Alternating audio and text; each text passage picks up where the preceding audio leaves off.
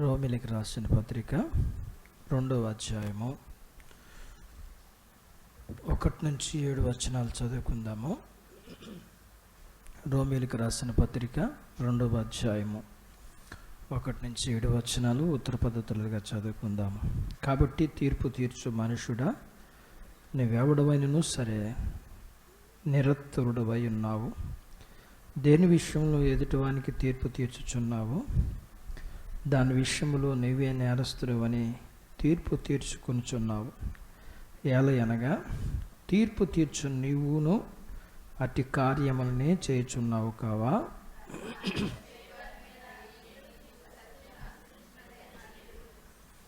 అట్టి కార్యములు చేయువారికి తీర్పు తీర్చు వాటినే చేయుచున్న మనుషుడా, నీవు దేవుని తీర్పు తప్పించుకుందును అని అనుకుందువా?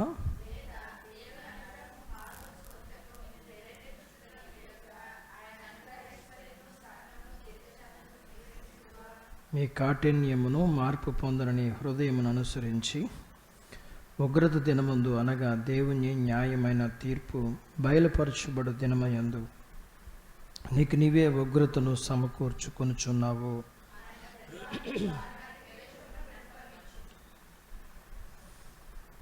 సత్క్రియను ఓపికగా చేయుచు మహిమను ఘనతను అక్షయతను వెదుకు వారికి నిత్య జీవమునిచ్చును. దేవుడు తన మాటలు మన కొరకు దీవించునుగాక. ప్రార్థించుకుందాం.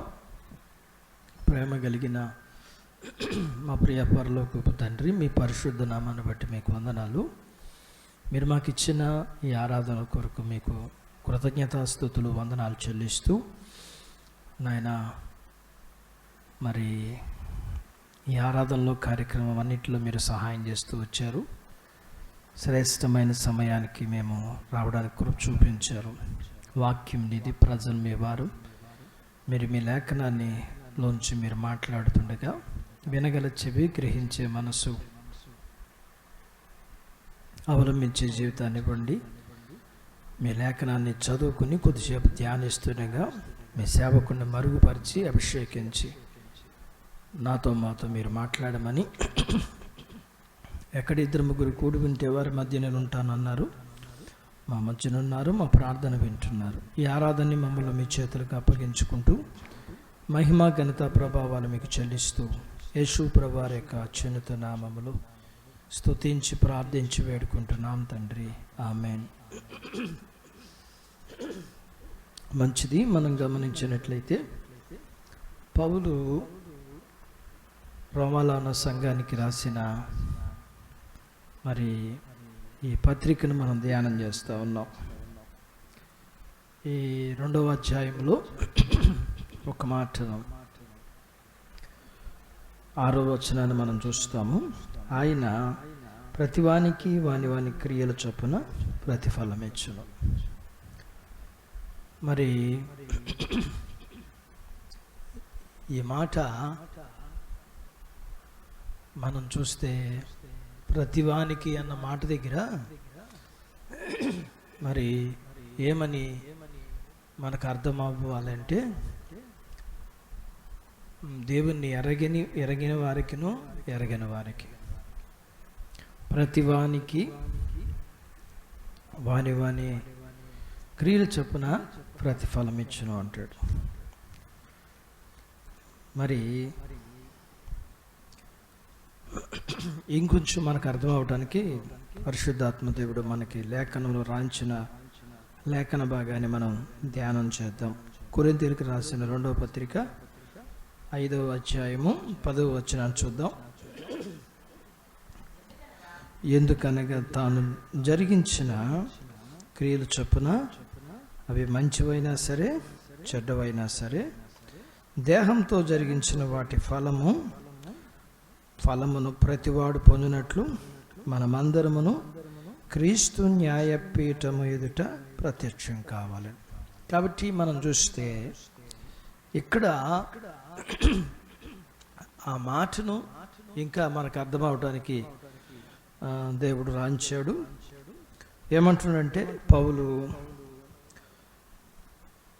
తాను జరిగించిన క్రియలు చొప్పున అవి మంచివైనను సరే చెడ్డవైనను సరే దేహంతో జరిగించిన వాటి ఫలమును ప్రతివాడు పొందినట్లు మనమందరము క్రీస్తు న్యాయపీఠం ఎదుట ప్రత్యక్షం కావాలి. కాబట్టి మరి సంఘానికి రాసిన మాటల్లో ఎవరి క్రియలకు తగిన ఫలము వారికి దేవుడు ఇస్తాడు. అది ఈ లోకమంతటికి వర్తిస్తుంది అన్నమాట. ఆ మాటను మరి ఇంకా మనకి అర్థమవటానికి పరిశుద్ధాత్మ దేవుడు ప్రకటన గ్రంథంలో రాయించిన మాటను మనం జ్ఞాపకం చేసుకుంటే 20వ అధ్యాయము, ప్రకటన గ్రంథం 20వ అధ్యాయం మరి మనం చూస్తే 12వ వచనం నుంచి, మరియు గొప్పవారేమి కొద్దివారేమి మృతులైన వారందరూ ఆ సింహాసనం ఎదుట నిలవబడినడు చూచితిని. అప్పుడు గ్రంథమును విప్పబడిను, మరియు జీవ గ్రంథమును వేరొక గ్రంథమును విప్పబడిను. ఆ గ్రంథములు యందు వ్రాయబడి ఉన్న వాటిని బట్టి తమ క్రియలు చొప్పున మృతులు తీర్పు పొందిరి. సముద్రము తనలో ఉన్న మృతులను అప్పగించును, మరణమును పాతాళలోకమును వాటి వశమునున్న మృతులను అప్పగించును. వారిలో ప్రతివాడు తన క్రియలు చొప్పున తీర్పు పొందెను. మరణమును మృతులు లోకమును అగ్నిగుండములో పడవేయబడను. ఈ అగ్నిగుండము రెండవ మరణం. ఎవని పేరైనను జీవ గ్రంథమందు రాయబడినట్టు కనబడనేలా వాడి అగ్నిగుండంలో పడవేయబడను. కాబట్టి మరి ఇక్కడ దేవుడు రాయించిన మాటల ప్రకారం వాని తమ క్రియలు చొప్పున వారు ఏమయ్యారంటే వారందరూ కూడా మరి మరణించిన వారందరూ. ఇక్కడ మనం గుర్తుపెట్టుకోవాల్సిన విషయం ఏంటంటే పౌలు ద్వారా దేవుడు రాయించింది ఏంటంటే ప్రతివాని క్రియలకు ప్రతిఫలం దేవుడు ఇస్తాడంటున్నాడు. దేవుణ్ణి ఎరిగి ఉన్నా ఎరిగి ఉండకపోయినా ప్రతివారు కూడా దేవుని చేతే ఈ భూమి మీద పుట్టించబడ్డారు. కాబట్టి మరి ప్రతివారికి ఎవరికి అర్థమైనా అర్థం కాకపోయినా అందరికీ యేసు ప్రభువే దేవుడు. కాబట్టి సృష్టించిన ఈ దేవుడే అందరికీ కూడా ఎవరి క్రియలు చొప్పున వారికి ప్రతిఫలం ఇస్తాడు. అయితే మరొకసారి దేవుడు మనకి జ్ఞాపకం చేసే మాట ఏంటంటే మనం మరి వెలుగులో ఉన్నవారు, రక్షింపబడిన వారు, దేవుని యొక్క ప్రేమను మరి ఎరిగిన వారు.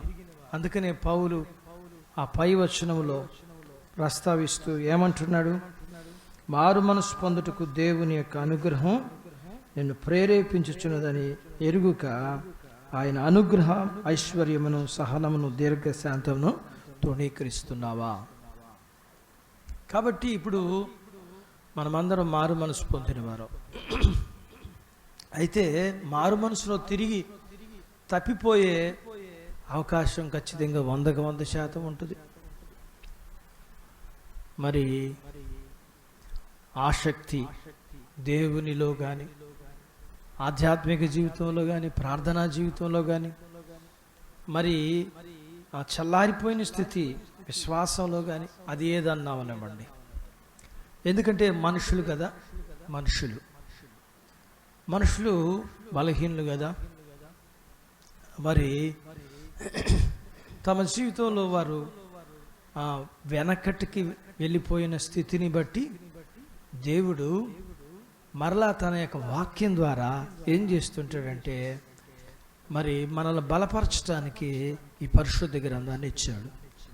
తన సేవకుల ద్వారా ఈ యొక్క లేఖనాన్ని మనకు రాయించాడు.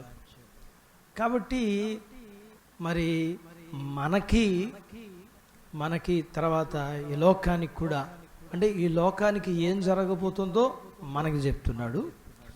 మనం కూడా మరి ఏం చేయవలసిన వారమై ఉన్నామంటే మన యొక్క జీవితాన్ని మనం జాగ్రత్త చేసుకోవాల్సిన వారమై ఉన్నాం.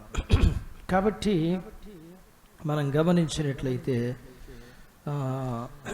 మనం ఏం చేయాలి అని అంటే, మనం గమనించినట్లయితే మరి మత్తయి సువార్తలో 25వ అధ్యాయంలో మరి మనకి జ్ఞాపకం చేస్తుంటాడు దేవుడు. 25వ అధ్యాయంలో 32వ వచనంలో మనం చూస్తే, అప్పుడు సమస్త జనములు ఆయన ఎదుట పోగు చేయబడుదురు. గొల్లవాడు మేకల్లో నుండి గొర్రెలను వేరుపరిచినట్లు ఆయన వేరుపరిచి తన కుడివైపున ఉన్న గొర్రెలను ఎడమ వైపున ఉన్న మేకలను నిలవబెట్టును. అప్పుడు రాజు తన కుడివైపున ఉన్న వారిని చూచి, నా తండ్రి చేత ఆశీర్వదింపబడిన వారులారా రండి, లోకం పుట్టింది మొదలుకొని మీ కొరకు సిద్ధపరచబడిన రాజ్యమును స్వతంత్రించుకున్నాడు. నేను ఆకలి కొంటిని, నాకు భోజనం పెట్టితిరి, దప్పికొంటిని, నాకు దాహం ఇచ్చితిరి, పరదేశుని ఇంటిని నన్ను చేర్చుకుంటుంది, దిగంబర్న ఇంటిని నాకు బట్టలు ఇచ్చితిరి, రోగిన ఇంటిని నన్ను చూడవచ్చితిరి, చెరసాల్లో ఉంటిని నా యొద్దకు వచ్చితిరి అని చెప్పిన. అందుకు నీతిమంతులు, ప్రభువా నువ్వెప్పుడు ఆకలి కొని ఉండుట చూచి నీకు ఆహారం ఇచ్చితిమి, నీవు దప్పుగినడు చూచి ఎప్పుడు దాహం ఇచ్చితిమి, ఎప్పుడు పరదేశమైనడు చూచి నిన్ను చేర్చుకుంటుమి, దిగంబరమైనడు చూచి బట్టలు ఇచ్చితిమి, ఎప్పుడు రోగివై ఉండుట మరి చెరసాల్లో ఉండుటైనను చూచి నీ యొద్దకు వచ్చితమని ఆయన అడుగుదురు. అందుకు రాజు, మిక్కిలి అల్పులైన ఈ నా సహోదరులో మీరు ఒక్కనికి మీరు చేసేతిరి గనక నాకు చేతిరని నిశ్చయంగా మీతో చెప్పుచున్నానని వారితో అని. అప్పుడు ఆయన ఎడమ వైపు నుండి వారిని చూచి, శపింపబడిన వారులారా. మరి తర్వాత లేఖన భాగం, లేఖన భాగం అంతా మనకు తెలుసు. ఇక్కడ మనం గమనించినట్లయితే ఒక విషయాన్ని కొంచెం జాగ్రత్తగా మనం మనసు పెడితే మనకు కొంచెం అర్థమవుతుంది వాక్యం. మరి సమస్త జనులు ఆయన ఎదుట పోగు చేయబడుదురు. ఈ మాట సమస్త జనులు అనే మాట దేనిని సాదృశ్యం అంటే ఏం చెప్తుంది మనకంటే, అందరూ అని చెప్తాం. అందరూ, ఈ భూమి మీద ఉన్న ప్రజలందరూ సమస్త జనులు. అక్కడ విశ్వాసులని ప్రత్యేకంగా రాంచల. సమస్త జనులందరూ కూడా మరి ఆయన ఎదుట పోగు చేయబడుదురు. గొల్లవాడు మేకల్లో నుండి గొర్రెలను వేరుపరిచినట్లు ఆయన వారిని వేరుపరిచాడు. ఎవరిని వేరుపరిచాడు? ఇక్కడ మరి నీతిమంతులని శపింపడు. రెండు గుంపులు ఉన్నాయి. ఒక గుంపుకు ఒక పేరు పెట్టాడు, మరొక గుంపుకు మరొక పేరు పెట్టాడు. ఆ ఒక గుంపు పేరు ఏంటంటే నీతిమంతులు అన్నాడు, మరొక గుంపు పేరు ఏంటంటే శపింపబడిన వారులారు అన్నాడు. కాబట్టి ఇప్పుడు మనం గమనించినట్లయితే ఈ లోకంలో అక్కడ వాళ్ళు ఏం చేశారు అంటున్నాడంటే, మొట్టమొదటిగా ఆ వేరు చేయబడిన గుంపులో వారిని ఏమన్నాడు అని అంటే, రాజు తన కుడి వైపున వారిని చూచి, నా తండ్రి చేత ఆశీర్వదింపబడిన వారులారా అన్నాడు. ఆ తర్వాత అన్నాడు నీతిమంతులని. మరి మనం గమనించినట్లయితే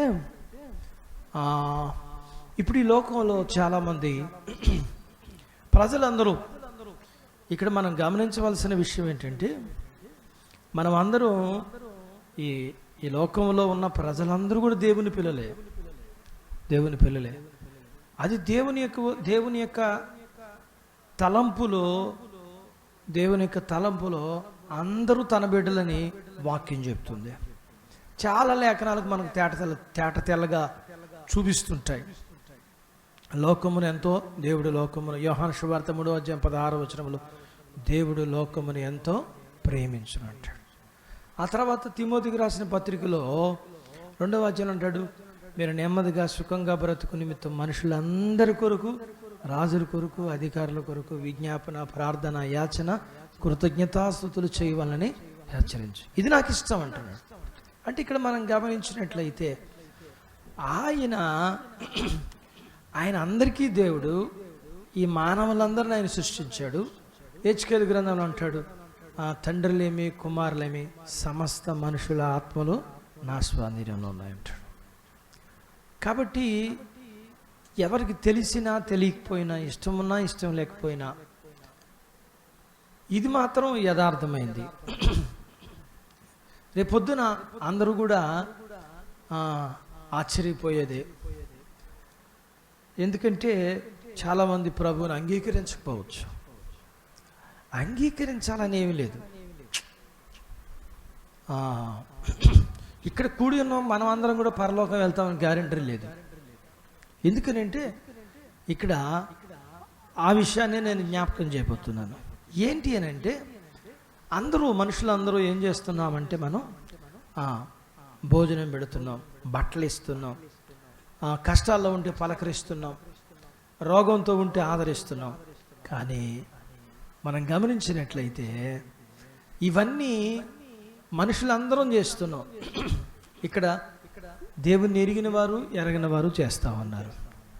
అయితే ఏమై ఉండాలి అని అంటే, ఖచ్చితంగా అంతవరకు నీతిమంతులుగా ఉండాలి.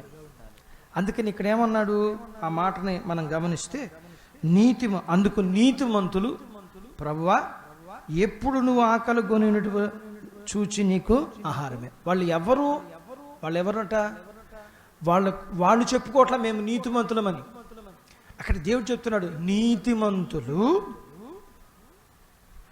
వాళ్ళు మాట్లాడుతున్న విధానాన్ని చెప్తున్నాడు. ఆ గుంపు పేరు ఏమని చెప్పాడంటే నీతిమంతులు ఇలా అడుగుతున్నారు అంటున్నాడు. నీతిమంతుడు అంటే క్రిస్టియన్ అంటే ఎస్సీ ఎస్టీ కాదు, క్రైస్తవుడు. మరి క్రైస్తవులని పిలువబడుతున్నారు నీతిమంతులు అంటే కాదు. లేఖనం ఏం చెప్తుందంటే, ఎవరు నీతిమంతులంటే ఎవరైతే యేసు ప్రభువుని దేవుడిగా అంగీకరిస్తారో వారు నీతిమంతులు. లేఖనంలో ఏం చెప్తుందంటే, మరి దేవుని యందు విశ్వాసం ఉంచడం ద్వారా నీతిమంతులు అవుతారు అంటాడు. అబ్రహాము దేవుని నమ్మెను, అది నీతిగా ఎంచబడు. అంటే నమ్మకం ఏం చేసిందంటే దేవుని కొరకు తను ప్రత్యేకించుకుంది. ఆదికాండంలో అంటాడు, నువ్వు నా ఎదుట మరి నువ్వు ప్రత్యేకించుకో, నీవు నీ ఇంటిలో ఉన్న మగవాళ్ళందరూ కూడా మీరు సున్నతి చేసుకోండి అంట. నువ్వు నా ఎదుట ప్రత్యేకించబడిన వ్యక్తిగా ఉండాలి. కాబట్టి విశ్వాసం ఏం చేస్తుందంటే దేవుని కొరకు జీవించేటట్టు చేస్తుంది. దాన్ని ఏమన్నాడంటే యాకోబు క్రియలు అన్నాడు. క్రియలు లేని విశ్వాసం చచ్చిపోయిన శరీరం లాంటిది. అంటే ఇప్పుడు దేవుని ఎరిగిన వారమైన మనము, ఎరగని వారమైన దేవుని ఎరగని వారైన దేవుని పిల్లలు, మనం అందరం కలిసి మరి విశ్వాసం లేకుండా, అంటే విశ్వాసం అంటే అర్థం ఏంటంటే, దాని అర్థం ఏంటంటే దేవుని కొరకు జీవించేవాడు అని అర్థం. విశ్వాసం అంటే దేవుడు అంటే మాకు నమ్మకం ఉందండి, అది కాదు. క్రియలు లేని విశ్వాసం మృతము. విశ్వాసం అంటే అర్థం ఏంటంటే దేవుని కొరకు నిన్ను నీవు ప్రత్యేకించుకుని జీవించటం. యెహోషువ దేవుని కొరకు తను ప్రత్యేకించుకుని కుటుంబం జీవిస్తూ అన్నాడు, మీరు ఎవరిని సేవించినా నేను నా ఇంటి వారు యెహోవాను మాత్రమే సేవిస్తాం. కాబట్టి షడ్రక్ మెషక్ అబేద్నెగో దానియేలు బబులోను దేశంలో వారు అన్నారు, మేము మా దేవునికి తప్ప ఎవరికి ప్రార్థన చేయము, మేము మా దేవునికి తప్ప ఎవరికి మొక్కం. ఒకవేళ మా దేవుడు మమ్మల్ని రక్షించడానికి సమర్థుడు, రక్షించకపోయినా అంటే ఏముంది, వారి విశ్వాసం అది బయటికి కనపడతా ఉంది. వారి విశ్వాసం బయటికి కనపడతా ఉంది. వారు ఒక పరిధిలో జీవించారు. ఒక పరిధిలో జీవించారు. అది ఏంటి ఆ పరిధి అంటే దేవుని వాక్యమనే బాటలో వారు జీవించారు. వారు కుడిమికి కానీ ఎడమకు కానీ దీని గురించి ఏమంటాడు యెహోషువ ఏమంటాడంటే మొదటి అధ్యాయం అంటాడు, ఈ ధర్మశాస్త్రం అంతటి ప్రకారం నువ్వు నడుచుకోవాలి, కుడిమికి కానీ ఎడమకు కానీ తొలగిపోకూడదు అంటాడు. నువ్వు చదవాలి, ధ్యానించాలి, బోధించాలంట. మన విశ్వాసం ఉంటే ఏం చేస్తామంటే దానిని చదువుతాం. ధర్మశాస్త్రం చదువుతమే కాదు, దాన్ని ధ్యానం చేస్తాం, అంటే పరిశీలన చేస్తాం, తెలుసుకుంటాం. చదివి తెలుసుకోవడమే కాదు, దాన్ని ప్రకటిస్తాం. అంటే విశ్వాసం ఉన్నవాడు చేసే పని. విద్య తెలిసిన ఉపాధ్యాయుడు తను చదువుతాడు, తను నేర్చుకుంటాడు, దాన్ని ఇతరులకు నేర్పిస్తాడు. విద్య లేని ఉపాధ్యాయుడు ఏమి నేర్పించగలడు చెప్పండి? కొన్ని స్కూల్స్లో, కొన్ని కాలేజీలో మనం ఉంటాం, వాళ్ళకి ఏం తెలియదు, టీచర్స్కి వాళ్ళు చదవాల సరిగ్గా. ఏదో వానాకాలం చదువు అనుకోండి, ఏం చేస్తారు, వచ్చి సబ్జెక్ట్ నేర్పించలేడు వాడు. అతను సబ్జెక్ట్ నేర్పించలేడు, ఏదో చెప్పుకుంటూ వెళ్ళిపోతాడు. ఆ డెప్త్ పిల్లలు మాట్లాడుతుంటారు, డెప్త్ లేదండి ఆయన దగ్గర, గ్రిప్ లేదండి ఆయన దగ్గర. ఆలోచించాలి. అంటే మనం ఇక్కడ గమనించినట్లయితే మనము కానీ దేవుని ఎరగని దేవుని ప్రజలు కానీ బోధన పెడితే, బట్టలు ఇస్తే, పలకరిస్తే, ఆదరిస్తే మనం నిత్యత్వాన్ని పొందుకోలేమంటున్నాడు ఇక్కడ. కుదరదు, అది కాదు కావాల్సింది. మొదటగా మనము మన జీవిత కాలం అంతా చచ్చిపోయే వరకు మనం కలిగి ఉండవలసింది ఏంటంటే విశ్వాసం. పౌలు జ్ఞాపకం చేస్తూ 1 కొరింథీ 13 అధ్యాయం అంటాడు, చివరికి నిలిచేవి విశ్వాసము, నిరీక్షణ, ప్రేమ. అంటే విశ్వాసము అనే నమ్మకం ఏం చేస్తుందంటే తన్ను తాను దేవునికి సమర్పణ చేసుకుంటుంది. అంటే నిరీక్షణ అంటే అర్థం ఏంటంటే దేవుని మీద ఆధారపడి బ్రతకటం. నిరీక్షణ అంటే ఎదురు చూడడం, దేవుని మీద ఆధారపడి బ్రతకడం. విశ్వాసులకు తండ్రి అయిన అబ్రహాం జీవితాన్ని మనం చూస్తే ఆయన ఎందుకని దేవుడు తండ్రిగా మనందరికీ చేశాడంటే విశ్వాసంలో ఆయన ఏం చేశాడంటే మనందరికీ మాదిరిగా జీవించాడు. దేవుని మీద ఆధారపడి 25 సంవత్సరాలు బిడ్డల కొరకు దేవుని మీద ఆధారపడి జీవించాడు. తన జీవితకాలం అంతా కూడా, తన వృద్ధాప్యం వరకు కూడా దేవుని మీద ఆధారపడే బ్రతికాడు. ఎవడన్నా డబ్బులు ఇస్తుంటున్నాడు, వద్దు ఇమ్మాక, నువ్వు డబ్బులు ఇస్తే, నువ్వు రూపాయి ఇస్తే వెనకాల ఏం చెప్పుకుంటారంటే అబ్రహాము ధనవంతుడు అవడం కారణం ఈ రాజుగారు అని చెప్తారు. సామెత ఏంటంటే రాజుగారి నోట్లోంచి నాలిక బాధ పడితే తాడు చెట్టు పడిందట. అంటే ఈ ఇంటికాడి నుంచి పేట చివరికి వెళ్ళేసరికి మాట ఏమవుతుందంటే మాట మారుతూ ఉంటుంది. సహజం, మనుషులు కదా. అందుకే అంటాడు భక్తిహీనులను చూసి వ్యసనపడమాక అంటాడు. మనం ఏంటంటే పాపులను చూసి బాధపడతాం. పాపులను చూసి బాధపడితే ప్రయోజనం లేదు.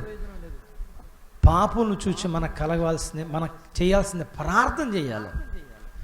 ప్రభా వాడిని మార్చండి అయ్యాలి. కాబట్టి మనం గమనించవలసిన విషయం ఏంటంటే మరి ఈ విధంగా మన యొక్క జీవితంలో మనం చేయవలసింది ఏంటంటే దేవుని మీద ఆధారపడే బ్రతకాలి. అందుకని అబ్రహాం ఎవరైనా డబ్బులు ఇస్తే నాకు వద్దని చెప్పేశాడు. ఎందుకంటే రేపు పొద్దున వాళ్ళు ఏం చెప్తారంటే ఈ ఇల్లు కట్టుకోవటానికి కారణం మా డబ్బులు, తినడానికి కారణం మా డబ్బులు, కట్టుకోవడానికి కారణం మా డబ్బులు. అందుకే అంటాడు పుచ్చుకోవద్దు, ఇవ్వు. దేవునికి మహిమ కలగాలి అనుకుంటే ఒకటే గుర్తుపెట్టుకోండి, నీ అవసరం దేవునికి నీకు తప్ప ఎవరికి చెప్పకూడదు. ఎవరికైనా చెప్పావా దాని అర్థం ఏంటంటే వాడు నీకు ఇస్తాడు, వాడిచ్చాడా ఖచ్చితంగా అందరికీ చెప్తాడు. ఏమని చెప్తాడంటే, ఆ కట్టుకున్న బట్టలు నేను ఇచ్చినాయి అంటాడు. ఎవరికి రావాల్సిన మహిమ ఎవరికి వచ్చింది? ఈ రోజున నిజంగా గుండెల మీద చేయి చెప్తాం, మనం దేవుని మీద ఆధారపడే బ్రతకట్లా. దేవుడు కార్యం చేయాలంటే నువ్వు దేవునితో మాట్లాడితే దేవుడు వాళ్ళతో మాట్లాడాలి. వాళ్ళతో మాట్లాడి దేవుడు నీకు ఇప్పించాలి. ఎందుకోనండి, నాకు ఇవ్వాలనిపిస్తుంది, మీకు డబ్బులు ఇవ్వాలనిపిస్తుంది, మీకు బంగారం ఇవ్వాలనిపిస్తుంది, బట్టలు ఇవ్వాలనిపిస్తుంది, భోజనం పెట్టాలనిపిస్తుంది అంటే ఎవరు మాట్లాడారు? దేవుడు మాట్లాడాడు. కాబట్టి మూడవదిగా విశ్వాసానికి ఏముండాలంటే ప్రేమ ఉండాలంటాడు. క్రియ. విశ్వాసం కలిగిన వ్యక్తి ఎవరిని ప్రేమించేవాడిగా ఉంటాడు అని అంటే మొదటగా దేవుణ్ణి, తన ప్రాణం కూడా దేవుని కొరకు పెట్టడానికి ఇష్టపడతాడు. అన్నదమ్ములు, అక్కజనులు, భార్య, భర్త, పిల్లల్నే ప్రేమించే నీవు ఇంకెప్పుడు ఆ స్థితికి వెళ్తావు? ఈ రోజుకి నేను చెప్తున్నా, ఈ రోజుకి నిన్ను చూడొచ్చే ప్రాణం ఏంటంటే, మా తమ్ముడు అంటే ప్రాణం, మా అన్నయ్య అంటే ప్రాణం, మా అమ్మ అంటే ప్రాణం. నిజమే, వాళ్ళకి ప్రిఫరెన్స్ ఇచ్చినంతగా దేవునికి కూడా ఇవ్వం మనం.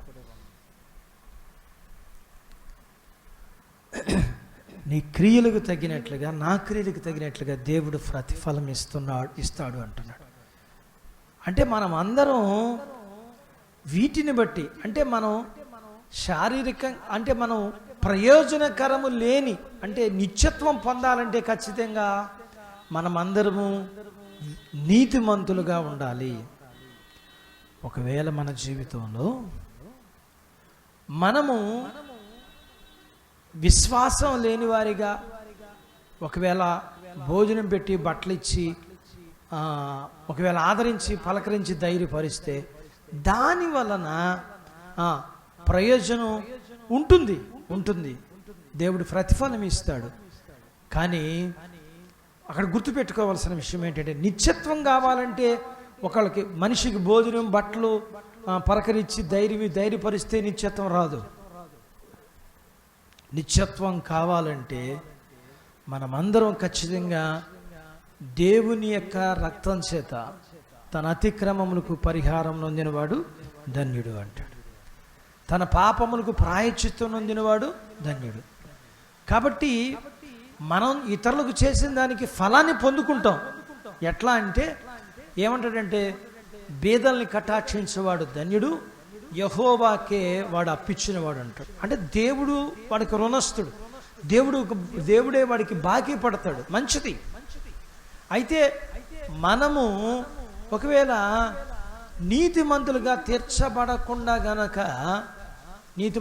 తీర్చబడకుండా మనము కేవలము దేవుని పిల్లలమైన మనము కూడా, దేవుని ఎరగని వారు మరి భోజనం పెడుతున్నారు, బట్టలు ఇస్తున్నారు, ధైర్యం చెప్తున్నారు, ఆదరిస్తున్నారు.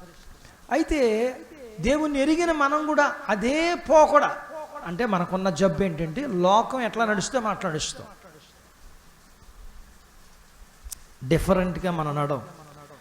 వాళ్ళు నడిచినట్లుగా నేను ఎందుకు నడవాలి అనుకో.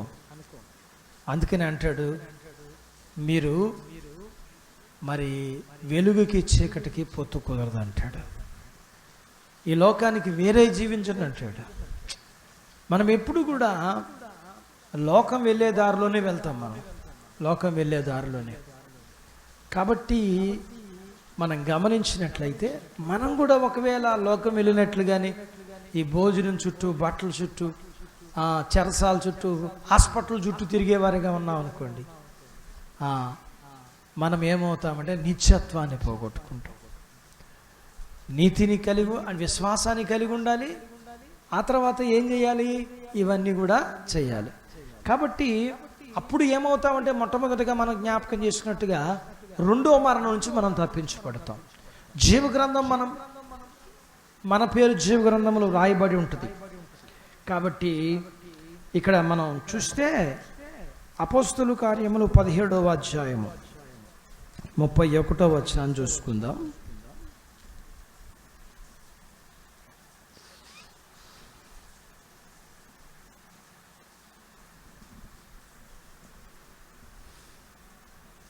ఎందుకనగా తాను నియమించిన మనుషుని చేత నీతిని అనుసరించి భూలోకమునకు తీర్పు తీర్చబోయడి ఒక దినము నిర్ణయించి ఉన్నాడు.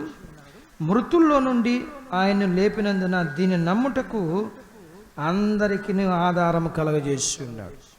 ఇక్కడ 2 విషయాలు జ్ఞాపకం చేస్తూ ఉన్నాడు పౌలు. ఏంటి అని అంటే, ఈ తీర్పు నీతిని అనుసరించి ఉంటుంది. దానికి ఒక సూచన ఎట్లా అంటే, ఎవరైతే మరణాన్ని జయిస్తారో వారి ద్వారానే తీర్పు జరుగుతుంది. ఇది ఒక నిదర్శనం, ఒక ఆధారం, ఒక రుజువు అంటాడు. ఇప్పుడు మనం గమనించినట్లయితే తీర్పు దేని నుంచి, దేని చేత తీర్పు మరి చేయబడుతుందంటే అంటాడంటే నీతిని అనుసరించి. అంటే ఇప్పుడు మనం దేవుని పిల్లలమైన మనం గమనించవలసిన విషయం ఏంటంటే, దేవుడు ఈ లోకంలో ఉన్న ప్రతి మనుషునికి దేవుడు ఏం చేస్తాడంటే వాని క్రియలు చొప్పున తీర్పు తీరుస్తాడు. కాబట్టి తీర్పులోకి రాకుండా మనం ఉండాలి అని అంటే మనం ఏం చేయాలంటే విశ్వాసాన్ని కలిగిన వారిగా ఉండాలి. రెండోది మనం ఏం చేయాలంటే నీతిని అనుసరించి జీవించాలి. నీతి అంటే విశ్వాసం కలిగిన మనము వాక్యానుసారంగా జీవించాలి.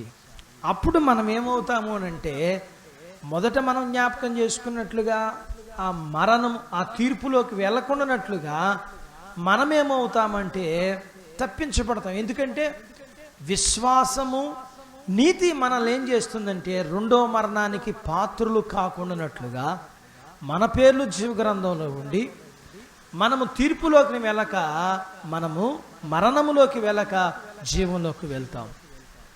కాబట్టి మరి ఈ విషయాన్ని మనం గమనించాలని పౌలు రోమీయులకు రాసిన పత్రికలో రోమాలో ఉన్న సంఘానికి జ్ఞాపకం చేస్తున్నాం. మనం కూడా మనకున్న అలవాటు ఏంటంటే 100 మంది వెళ్ళే 100 మంది ఏ దారిలో నడుస్తారో అదే దారిలో నడుస్తాం. మనం 100 మంది అది మనకున్న బలహీనత. 100 మంది అంటే ప్రభు ఏం చెప్పాడంటే, విశ్వాసమునకు కర్తయు దాన్ని కొనసాగించేవాడైనా యేసు వైపు చూచుచు మీ ఎదుట ఉంచబడిన పందెంలో ఓపికతో. ఏం చెప్పాడు? నన్ను చూడమన్నాడు. కానీ మనం ఏం చేస్తాం? 100 మందిని చూస్తాం. లోకంలో 100 మంది ఎట్లా నడుస్తున్నారో అట్లా చూస్తాం. లోకంలో 100 మంది ఎట్లా మాట్లాడుతున్నారో అట్లా మాట్లాడుతాం. లోకంలో ఉన్న విశ్వాసులు ఎట్లా నడుచుకుంటారో అట్లా నడుచుకుంటాం. మనం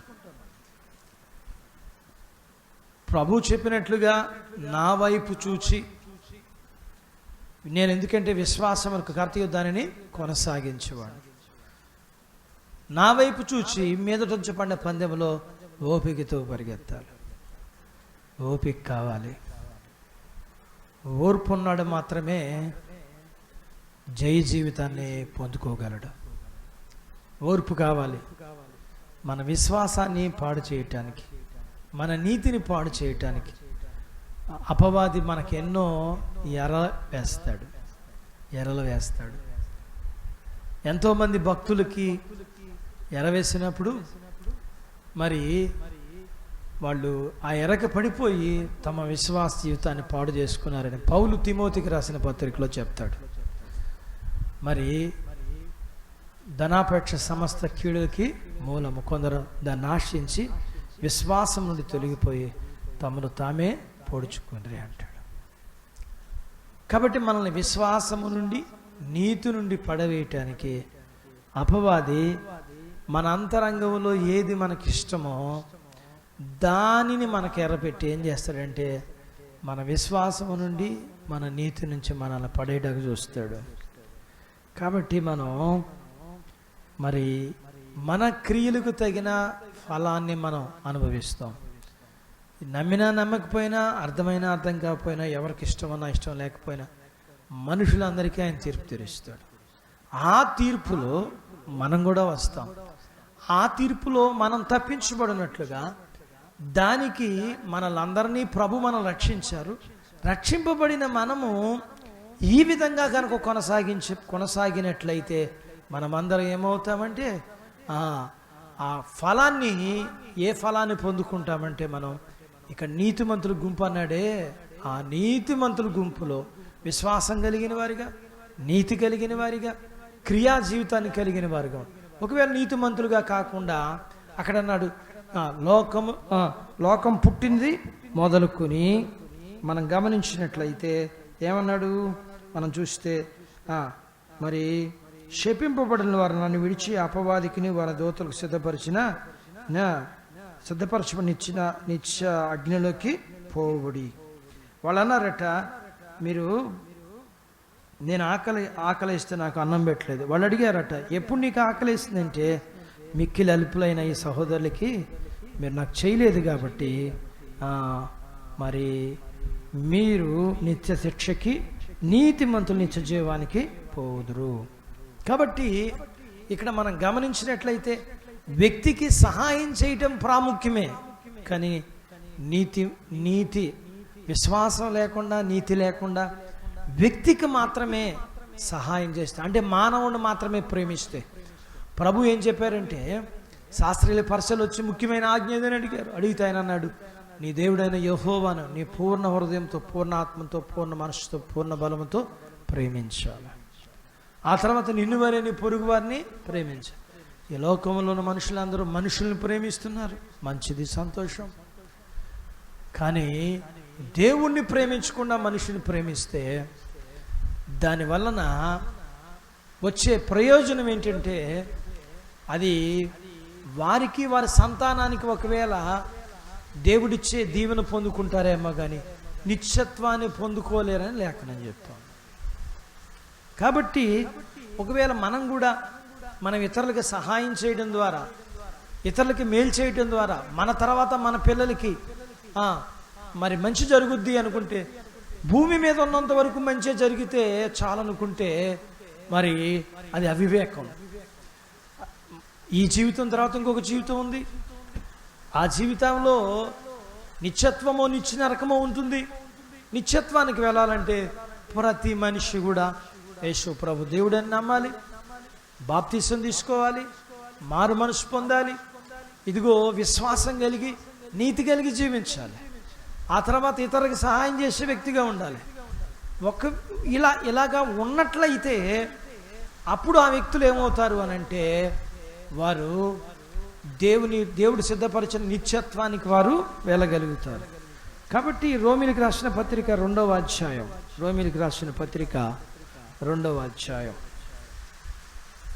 16వ వచనాన్ని మనం చూసినట్లయితే, దేవుడు నా సువార్త ప్రకారము యేసుక్రీస్తు ద్వారా మనుషుల రహస్యములను విమర్శించే దినమందు ఇలాగ జరుగు. అంటే ఇవన్నీ ఇప్పుడు మనం చెప్పుకుంటున్న సంగతులన్నీ కూడా ఎప్పుడు జరుగుతాయి అని అంటే, ఇదిగో మనం గమనించినట్లయితే తీర్పు దినాన్న మనం జీవించిన జీవితానికి ఒకవేళ విశ్వాసం కలిగి ఉన్నట్లయితే, ఒకవేళ ఇదిగో మనం గమనించినట్లయితే నీతి కలిగి జీవించినట్లయితే, అలాగనే మనం మనుషులకి సహాయం చేసిన వారమైతే, ఇవన్నీ కూడా మరి విమర్శ దినమందు ఇవన్నీ మనం చూస్తామని జ్ఞాపకం చేస్తూ ఉన్నాడు. రోమిలికి రాసిన పత్రిక 14వ అధ్యాయము,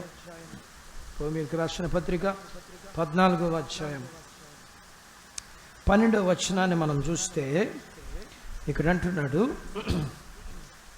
మరి నా తోడు ప్రతి మోకాలు నాదట వంగును, ప్రతి నాలుక దేవుణ్ణి స్తుతించును అని ప్రభువు చెప్పుచున్నాడు అని వ్రాయబడినది కనుక మనలో ప్రతివాడును తన్ను గురించి దేవునికి లెక్క ఒప్పగింపవలెను. కాబట్టి మనం గమనించినట్లయితే ఇక్కడ మరి అంటే మనము ఇక్కడ ప్రతి వ్యక్తి కూడా ఏం చెప్తున్నాడు, ప్రతి వ్యక్తి కూడా ప్రభువుని అంగీకరించాలి, ప్రతి నాలుక స్తుతించాలి, ప్రతి మోకాలు వంగాలి. ప్రతి వాడు కూడా ఏం చేస్తాడట, తనను గురించి దేవునికి లెక్క అప్పగించాలి. కాబట్టి పౌలు సంఘంతో మాట్లాడుతున్నాడు. మరి మనమందరము తీర్పు దినాన లెక్క అప్పగింపాలి కాబట్టి అప్పగించాలి కాబట్టి ఆ లెక్క అప్పగించే విధానంలో మనము ఒకవేళ దేవునికి ఇష్టమైన విశ్వాసాన్ని, నీతిని, ఇతరులను ప్రేమించే జీవితాన్ని కలిగి ఉంటే మనము అప్పగించినప్పుడు, లెక్క అప్పగించినప్పుడు మనం ఏ ఫలాన్ని పొందుకుంటామంటాడంటే, ఇదిగో మీ కొరకు సిద్ధపరచబడి ఉన్న నిత్యజీవులోకి మీరు ప్రవేశించండి. ఒకవేళ మనము ప్రభునందు విశ్వాసం కలిగిన వారిగా కాకుండా, నీతి కలిగి జీవించకుండా, ఇతరులకి మనం సహాయం చేయకుండా ఉన్నట్లయితే అప్పుడు మనం ప్రభు దగ్గర లెక్క అప్పగించినప్పుడు మనకు దొరికే ప్రతిఫలం ఏంటంటే, మరి ఏం చెప్తున్నాడంటే నిత్య శిక్ష అన్నాడు. అంటే అక్కడ అగ్ని ఆరదు, పురుగు చావు. కాబట్టి మనమందరము మన క్రియలు చొప్పున మరి ప్రతిఫలం పొందవలసిన వారమని గుర్తెరిగి దేవుడు మనకిచ్చిన ఈ విశ్వాసాన్ని, ఈ వాక్యాన్ని మనం కలిగి, విశ్వాసాన్ని కలిగి, వాక్యాన్ని కలిగి మరి ఇతరులకి సహాయం చేస్తూ రేపు తీర్పులో మన క్రియలకు తగిన ప్రతిఫలము నిత్య జీవమా, నిత్య నరకమా అనేది ఈ భూమి మీద మనం జీవించే జీవితాన్ని బట్టి ఉంటుందని, అందుకని మనకి పౌలు ఈ రోమీయులకు రాసిన పత్రికలో ఈ 2వ అధ్యాయంలో మనకి జ్ఞాపకం చేస్తున్నాగా, మరి ఈ లేఖనాన్ని బట్టి మనం మన యొక్క విశ్వాస జీవితంలో మనం ఏ విధంగా కొనసాగించవలసి పడిన వారంగా ఉన్నామో, మరి అక్కడ పౌలు మరి జ్ఞాపకం చేస్తున్నట్లుగా ఏమని చెప్తున్నంటే, సత్క్రియను ఓపికగా చేయొచ్చు, మహిమను, ఘనతను, అక్షయతను వెతుకు వారికి నిత్య జీవమునిచ్చును. అంటే మనందరికీ కావాల్సింది ఏంటంటే ఓర్పు కావాలి. మనకు విశ్వాస జీవితంలో ఓర్పు కావాలి, వాక్యానుసారంగా జీవించడంలో ఓర్పు కావాలి, ఇతరులకు సహాయం చేయటంలో కూడా మనకి ఏం కావాలంటే ఓర్పు కావాలి. మన ఓర్పు లేకపోతే ఏమవుతామంటే మన జీవితంలో మనం ఓడిపోతే మనము పరిగెత్తవలసిన గురి వద్దకు మనం పరిగెత్తలేం. ఏమవుతామంటే దారి తప్పిపోతే మనం చేరవలసిన గమ్యస్థలానికి చేరం. కాబట్టి మనందరికీ ఏం కావాలంటే ఓర్పు కావాలి. కాబట్టి పౌలు ఆనాడు ఆ సంఘానికి రాసిన పత్రికలో దేవుడు రాయించిన మాటలు ఈ దినాన మనం ధ్యానం చేసుకుంటూ మనందరికి కూడా ఇంకా ముందుటి కాలంలో మనందరికి కావాల్సింది ఏంటంటే ఓర్పు కావాలి. ఓర్పు కలిగి మనము మన యొక్క జీవితాన్ని కొనసాగించాలి. అటు కృప దేవుడు మనందరికీ దయచేయను గాక. ఆమేన్. ప్రార్థన చేసుకుందాం. తలలో వంచి కండ్లు మూసుకున్నట్లయితే మమ్మల్ని మిక్కిలిగా ప్రేమించిన మా ప్రియ పరలోకపు తండ్రి, మీ పరిశుద్ధ నామాన్ని బట్టి మీకు వందనాలు, స్తోత్రాలు చెల్లిస్తూ మరొకసారి మీ లేఖనాన్ని మేము చదువుకుని ధ్యానించాము. మీరు మా క్రియలకి ప్రతిఫలం ఇచ్చే దేవుడు అని, మేము విశ్వాసాన్ని కలిగి, నీతిని కలిగి, ఇతరులకు సహాయం చేసేవారిగా ఉంటూ మాకివ్వబడిన భూమి మీద ఈ జీవితకాలం అంతా ఈ జీవితంలో ఓర్పుతో మా జీవితాన్ని కొనసాగించాలని మీరు మాకు జ్ఞాపకం చేస్తున్నారు. దేవా, మేమంతం వరకు కొనసాగలగటానికి విశ్వాసాన్ని కలిగి, ఇదిగో మేము మరి నీతి వాక్యానుసారమైన జీవితాన్ని కలిగి మనుషులకి సహాయం చేసేవారుగా ఉంటూ మేము ఓర్పుతో ఈ విశ్వాస జీవితాన్ని కొనసాగిస్తూ మేము చేసిన క్రియలకి మీరు ప్రతిఫలం ఇచ్చే దేవుడు అని, ఆ ప్రతిఫలాన్ని మేము పొందుకున్నట్లుగా మరి దానికి తగినట్లుగా ఈ భూమి మీద జీవించటానికి మేము మీ వాక్యాన్ని మేము మరి కలిగి మేమే లేఖనానైతే వింటున్నామో, చదువుకుంటున్నామో, ధ్యానిస్తున్నామో దాని ప్రకారం జీవించడానికి కావలసినంత మీ కృపను మాకు అనుగ్రహించమని, మా అందరి జీవితాల్లో మీ కార్యమును మీరు జరిగించి మమ్మల్ని బలపరిచి ముందుకు నడిపించమని, గత కాలంలో సహాయం చేసిన మీరు ఇప్పుడు రాబోయే కాలంలో కూడా మరి ఈ యొక్క పరిచర్యలోను మా జీవిత ప్రయాణంలో, ఈ విశ్వాస జీవిత ప్రయాణంలో కూడా మీరు సహాయం చేయమని చేస్తున్నందుకు స్తుతిస్తూ యేసు ప్రభువారి నామములో ఈ మనవులు, ఈ స్తుతులు, ఈ మనవులు మీకు సమర్పణ చేస్తున్నాం తండ్రి. ఆమేన్.